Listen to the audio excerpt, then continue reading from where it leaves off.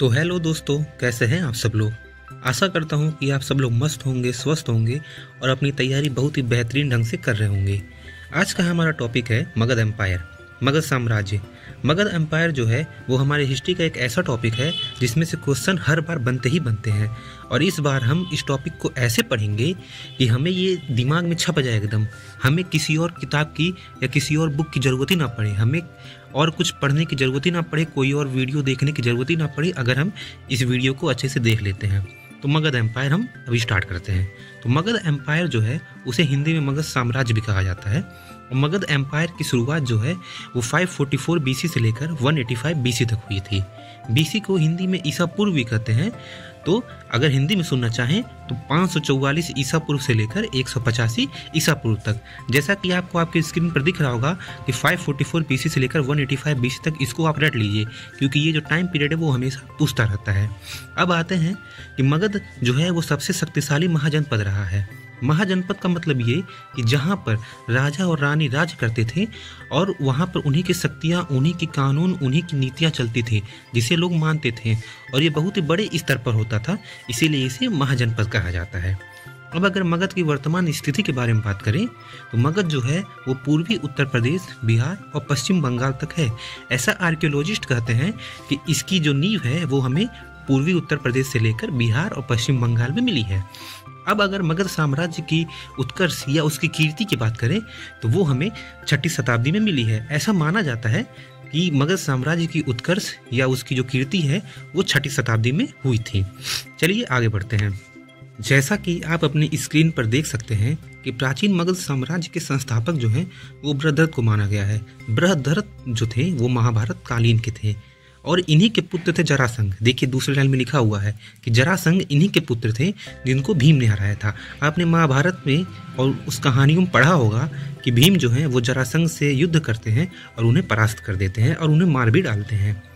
अब अगर उस समय उनकी राजधानी की बात करें तो वो गिरिब्रज थे। गिरिब्रज मतलब हमेशा पूछता है, मैक्सिमम एग्जाम में पूछा है कि महाभारत कालीन के समय मगध की राजधानी क्या थी, तो आप क्या बताएंगे? गिरिब्रज।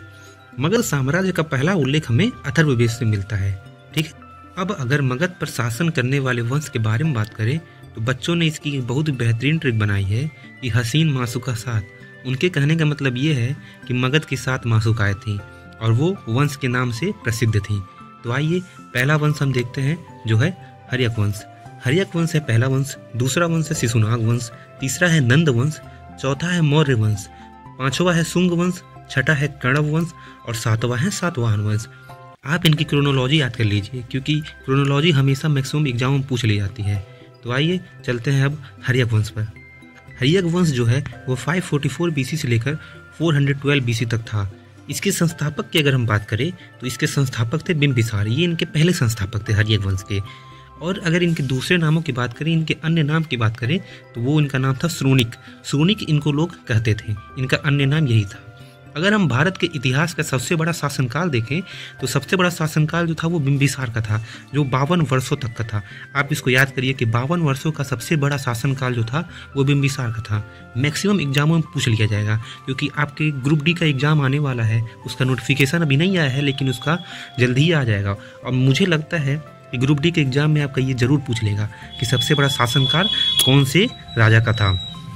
चलिए हर्यक वंश के बारे में और जानते हैं। बिम्बिसार ने अंग महाजनपद जीता और वहां अपने पुत्र अजातशत्रु को उपराजा बनाया। बिम्बिसार ने जो है एक महाजनपद था अंग, उसको भी जीता और वहां पर अपने पुत्र अजातशत्रु को राजा बना दिया या उपराजा बना दिया कि बाद में तुम ही यहाँ के राजा रहोगे। ठीक है। बिम्बिसार ने राज्य बढ़ाने के लिए कई ढेर सारे चीज़ों का सहारा लिया। उसमें से इसका एक सबसे प्रसिद्ध सहारा था जो इसकी राजनीति थी वो थी विवाह। विवाह जो है वो अलग अलग रानियों से विवाह करता और फिर दहेज में उनसे जो है अपना राज्य बढ़ाने की मांग करता। अब अगर इसकी पहली वाइफ की बात करें तो इसकी पहली वाइफ थी महाकोसला।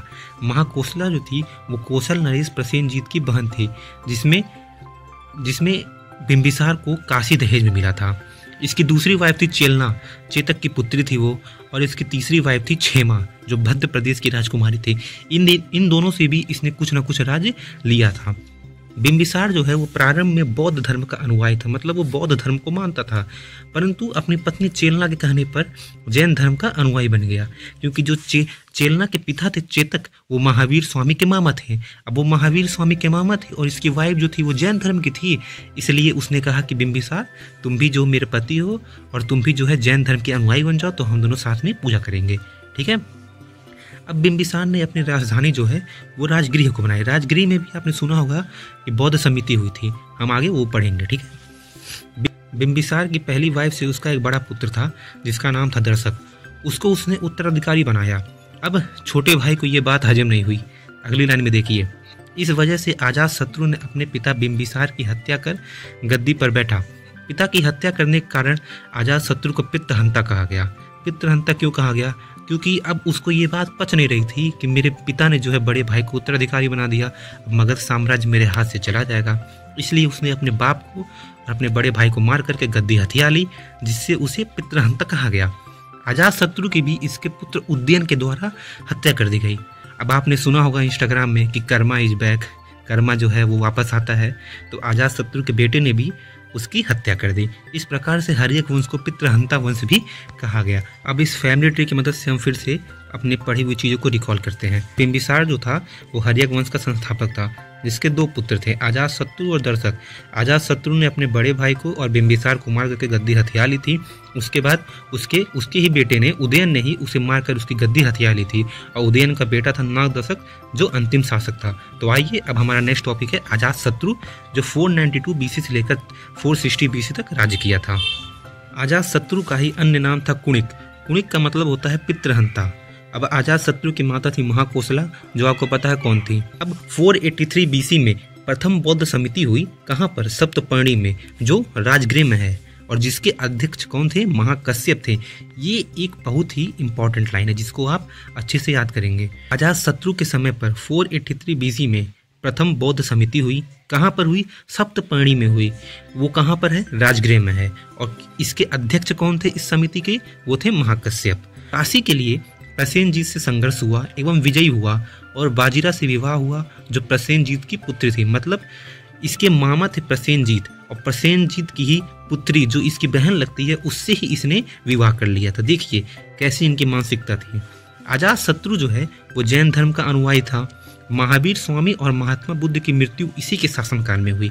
इसका शासनकाल ऐसा था जिसमें महावीर स्वामी और महात्मा बुद्ध दोनों की मृत्यु हुई, पर इसकी मानसिकता दूसरी थी। देखिए इसका बेटा था उदयन। उदयन जो है वो 460 बीसी से लेकर 444 बीसी तक था। अब उदयन के बारे में अगर बात करें तो ये द्वितीय पितृहंता था, क्योंकि इसने भी अपने पिता को मारा था। इसने एक नगर की स्थापना की जिसका नाम था पाटलिपुत्र। पाटलिपुत्र जो है वो गंगा, गंडक और सोन नदी के तट पर था। ये आप याद करिएगा, ये भी पूछ सकता है।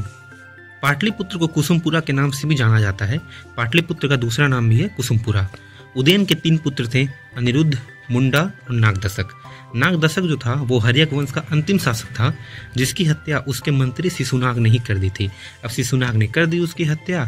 अब यहाँ से नया वंश शुरू हुआ, शिशुनाग वंश। तो चलिए शुरू करते हैं शिशुनाग वंश। शिशुनाग वंश जो है वो 412 बीसी से लेकर 394 बीसी तक रहा। शिशुनाग वंश के जो संस्थापक थे वो थे शिशुनाग। शिशुनाग ने अपनी राजधानी वैशाली बनाई।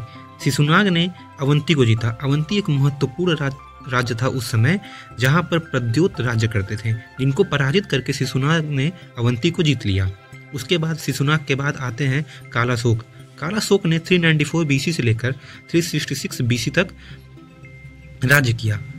द्वितीय बौद्ध समिति 383 बीसी वैशाली में हुआ, जिसके अध्यक्ष थे साबक मीर। ये बहुत मेन पॉइंट है कि द्वितीय बौद्ध समिति कहाँ पर हुई थी और कब हुई थी और इसके अध्यक्ष कौन थे। तो द्वितीय बौद्ध समिति 383 बीसी में वैशाली में हुई थी, जिसके अध्यक्ष थे साबक मीर। कालाशोक ने पुनः पाटलिपुत्र को अपनी राजधानी बनाई। पहले शिशुनाग ने राजधानी वैशाली को बना ली, फिर कालाशोक ने जब वो राज्य करने आया तो उसने अपनी राजधानी फिर से पाटलिपुत्र को बना दी।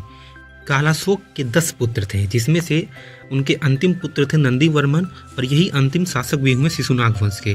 नंदीवर्मन की हत्या करके महापद्मनंद ने एक नए वंश की स्थापना की। महापद्मनंद जो थे वो चाकू घोंप करके नंदीवर्मन की हत्या कर देते हैं और अपने एक नए वंश की शुरुआत करते हैं, जो था नंद वंश। नंद वंश की शुरुआत जो है वो 344 BC से लेकर 323 BC तक हुई थी। अगर इसके संस्थापक की बात करें तो इसके संस्थापक थे महापद्म नंद, जिनका अन्य नाम था उग्रसेन, एकरात, सर्वछातंगा और जिनको परशुराम का दूसरा अवतार भी कहा जाता है। मुझे नहीं पता ऐसा क्यों कहा जाता है, क्योंकि जो आदमी किसी की हत्या करके आया हो उसे विष्णु का अवतार कह सकते हैं क्या? आप लोग कमेंट करके बताइए। ये समकालीन थे पाणिनि। इस वंश के आखिरी शासक थे धनानंद। धनानंद को तो आप लोग जानते ही होंगे, जो एक नंबर का दारूबाज था, इसीलिए जो है इसका अंत हुआ। इसे अग्रबीज भी कहा जाता है क्योंकि ये बहुत ज़्यादा पियक्कड़ था, किसी की इज्जत नहीं करता था और चाणक्य का इसने ही जो है अपमान किया था। इसीलिए जो है चाणक्य ने अपने चंद्रगुप्त को तैयार किया और जिसने धनानंद को मार करके नंद वंश को खत्म करके मौर्य वंश की शुरुआत की। सिकंदर का आक्रमण भी जो है वो 326 BC में इसी के शासनकाल में हुआ, नंद वंश के शासनकाल में। अब अगला जो हमारा वीडियो होगा वो सिकंदर पे होगा और मौर्य पे होगा। आप लोग को ये वीडियो कैसा लगा कमेंट में बताइए, और बताइए कि आपको किस किस टॉपिक पर वीडियो चाहिए जो मैं बना सकूं, और आसान से आसान भाषा में मैं कोशिश करूंगा कि आप सबको समझा सकूं। इसी के साथ मुझे दीजिए इजाज़त, और पढ़ते रहिए और आगे बढ़ते रहिए।